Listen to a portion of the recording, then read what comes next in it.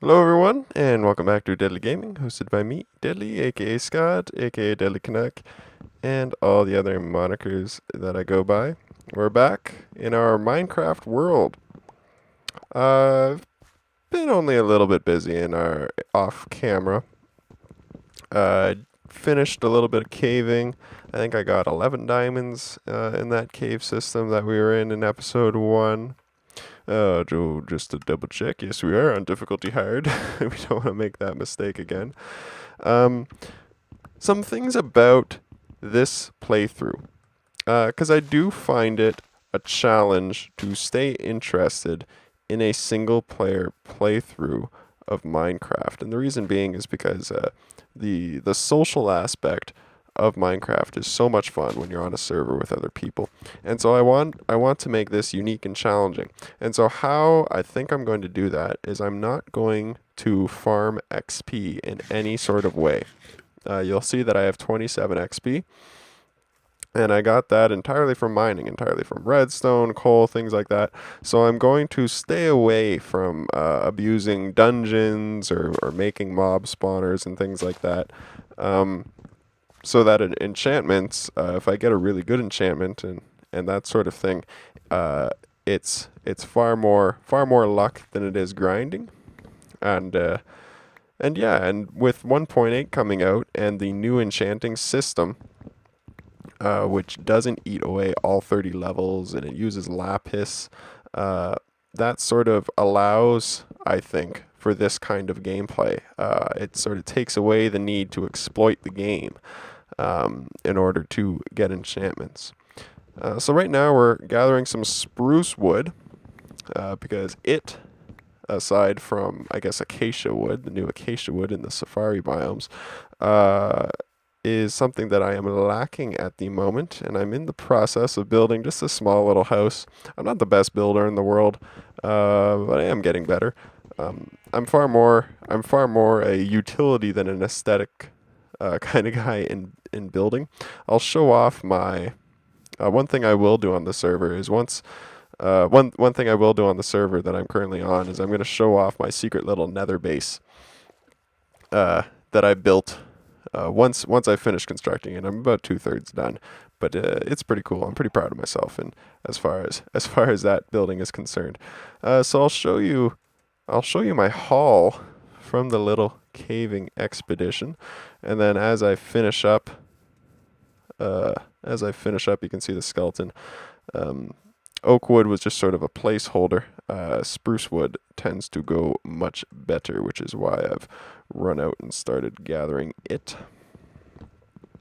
If I just do this, we're gonna see. Yeah, that goes so much better with the stone. So much better with the stone. Okay. So it's just a tiny little home, just so that we have a place to run and hide and well, sleep the night away. I had one moment when I was caving there. I totally forgot that witches were a thing now. I mean, obviously they've been a thing for a while, but they haven't been a thing while you were caving. That's more of a recent addition. And yeah, I got hit by a witch and then hit by a creeper in quick succession and almost died and lost everything. But that's just the dangers of Minecraft, I guess. But it was fun. It was fun little caving expedition. I do intend to make these videos, Minecraft videos that I put up, especially on the single player world. I do intend to make them more of a talkie. This is probably going to be more of a vlogging type series than anything else, because that is in other games that are more intensive, like Civilization. I'm going to be needing to explain what I'm doing on those games more so than I'm going to have time to actually tell you a little story. This is the kind of thing where if I'm building a house, or if I'm tearing blocks away or going caving or going mining or that type of thing, it's very easy to multitask and to tell you stories. So yeah, I alluded to the old breakup in the last episode. Talked about that briefly. You know what? I learned a lot about relationships going through that. That is one glitchy log. I think I picked it up. I learned a lot about relationships going through that experience. It was a hard experience. I'm not going to sugarcoat it. I'm still going through it. It has not been fun at times. Certainly has not been the best of experiences. That's for sure. That being said, you learn a lot about yourself, about the person who, in certain cases, you thought you knew, type of thing, and it's a growing process. It's a growing process, and that's certainly what I've experienced. I have not set a timer at all on this episode, so we are really just guessing. But but yeah, it was, our breakup was mutual at the beginning, and and you know you go through a grieving process, and I mean, for me, it was my first relationship. Me and Brock really started dating around when we were 16, just about to turn 17, and so the breakup process and really uh, being single itself is something that's brand new to me, um, and so it's scary. It's very very intimidating, um, and yeah, and so you go through a grieving process, and really what was told to me by a friend is that you're going to grieve two things. You're going to grieve your boyfriend, and you're also going to grieve the relationship. And it's important to realize that those are two very distinct and separate things. Um, like you may find yourself romanticizing him, but really all you're doing is you're grieving the actual relationship itself, and not him, and that type of thing. And one thought that's really I'm going to sleep the night away here so that we don't get attacked. One thought that's really resonated in my mind is that, when you have moments where you're thinking, oh, I really miss him, or oh geez, was breaking up really the right decision, you have to realize when you're mourning the person that you fell in love with, or whether you're mourning the person you fell in love with, or whether you're mourning the person that you broke up with, because people change. And for me, I know, there was a time when me and him really were great together, but that time faded.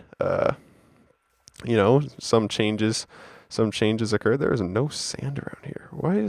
It's like gravel's taking the place of sand? That is so weird. That is so strange. I wonder if that's biome particular. Yeah, and I think here's some sand over here, and I think that was another eureka moment for me, was realizing, oh, I'm not really mourning mourning the guy that I broke up with. I'm mourning the guy that I fell in love with. Because there was a time when I was madly, madly in love with him, and I had good reason to be. And then slowly things changed. The relationship started to crumble. Yeah, and that's not a very fun thing, but it's an experience. It's something you go through. And so yeah, if I have advice to people that are going through a breakup, really I want to pass along that advice that I received from my friend there about, you got to realize, are you mourning him, or are you mourning the relationship? That's something that you need to answer. And then the other thing too is realizing whether or not you're mourning him, or you're mourning whether you're mourning the guy that you fell in love with, or the guy that you broke up with. Because a lot of the times, and in my case in particular, I found those guys are two different people. It's challenging. People change. Yeah, I was playing hockey. When did the Minecraft video go up? I think in the video I said that it was going up on Sunday, but it ended up going up on Monday because there was a little bit of an upload issue that I didn't catch until later. Where is that going to look good? Is that going to look good up there? No, better there. There's a little bit of an upload glitch that I had to fix, and then that delayed it a day. And that Sunday night, I played hockey. And I was goalie, and I lost the puck in the corner, and I scrambled to get in front of the net to make a save on Brian, actually, my brother's father-in-law. And yeah, blew out my groin. Not a fun time. Just heard a loud pop, and felt the loud pop. And when you feel that in that region, and it's not immediately followed by pain, you're sort of like, okay, did I imagine that? Like, what happened there? Because that was the most concerning thing for me, was like, I definitely felt it, but then it wasn't immediately followed by pain, and so it was a little bit confusing at first. I wasn't sure what to think. I knew something definitely was probably not right. But at the same time, waiting for the pain, and then the pain doesn't come, you start to be a little bit concerned. Anyways, and then I went down. I actually just tried to stretch while the play was in the other end. I'm trying to find myself here. I tried to stretch while the play was in the other end, and it was fine. Like, I was kicking my legs from side to side, and that was fine. But then all of a sudden, like, if I stretched it in a particular way, then oh my God, that was just the worst idea in the world. And so the play came down into my end of the rink, and yeah, I just said, basically, guys, sorry, but I can't risk making this worse in a pickup game, especially because there's some more news about the last year of my life. I discovered that I am allergic to Advil. To be more precise, non-steroidal anti-inflammatory drugs, or NSAIDs. And how we discovered this is a couple evenings. I would take Advil and wake up the next morning. Did I make this an odd number? Good. Okay. And I would wake up and my eye would just have basically exploded. Very, very much not fun. Not fun. And it sort of got progressively worse. I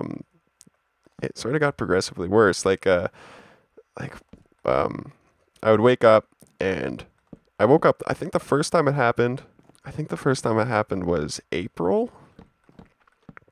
And yeah, me and the ex there were out downtown, and downtown Toronto, and I took an Advil because my back was hurting, and then we went clubbing, and then I came home, and boom, woke up with not being able to open my eye, I think is the first time it happened.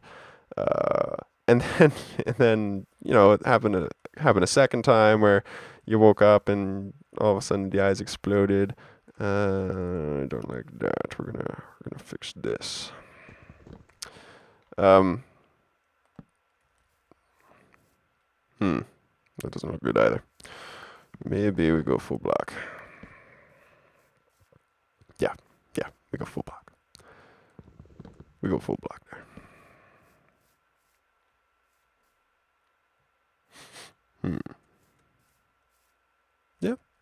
Yep. Okay. Now I just got to do that change on the other side. Yeah, and so it happened again, and it was a little bit worse, and then it happened again, and it was a lot worse. Like, oh my God, puffy eye, worse. And yeah, so then I went and I got an allergy test. But the funny thing was that one time when it happened, I hadn't taken Advil the night before. So, like, two of the three times or whatever, it was definitely Advil. But then the other time, it wasn't so definite, and so there was a little bit of confusion. The allergy test came back inconclusive, so I don't know 100% that I'm allergic to Advil, but we're pretty sure. Is that the right block, or is it the lower one that I'm supposed to be doing that to? No, it's the lower one, isn't it? Yes, it's the lower one. Whoops. This one? Or this one? Oh god. Oh god, you know what? I'm just gonna do it. I'm just gonna do it the way that I did this one. And then we'll... Or did I already made that change? Yeah, I already made that change. Never mind. I'm crazy. Okay.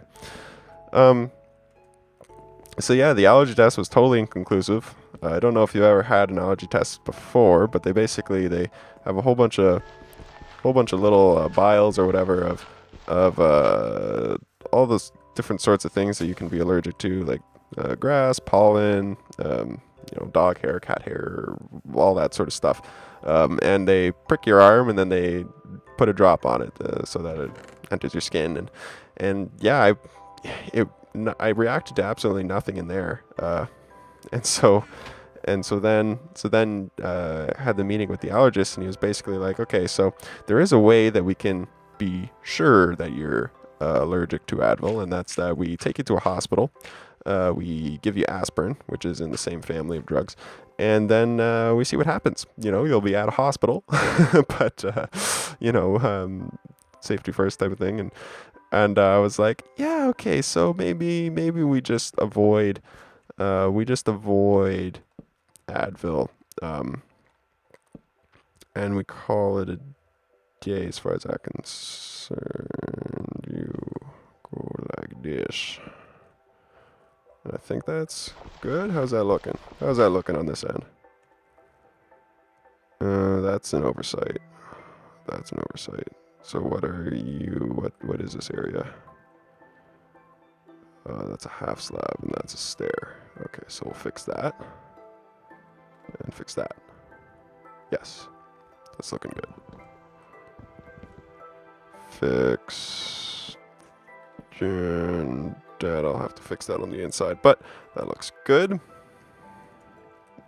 Then I think, you know what, I think we just go like this. Close this out. I'll have to do the same fix over here. Okay. Yeah, so allergic to Advil. And so the first thing that went through my mind when I had the little injury there was, tomorrow is going to suck. I don't need to do that because I'm putting this here. Tomorrow is... What? What? Maybe I go like this. Is that what I went on the other side? I guess so. That's probably what I went. Short-term memory loss for the win. Okay. Yeah, I was like, man, tomorrow's gonna suck. And Monday certainly did. But then every night or every day that I woke up, it was feeling a little bit better. So that was nice, and now we're pretty much fully healed. I could have played Thursday, but I decided to play it safe. And stay away from the hockey rink on Thursday.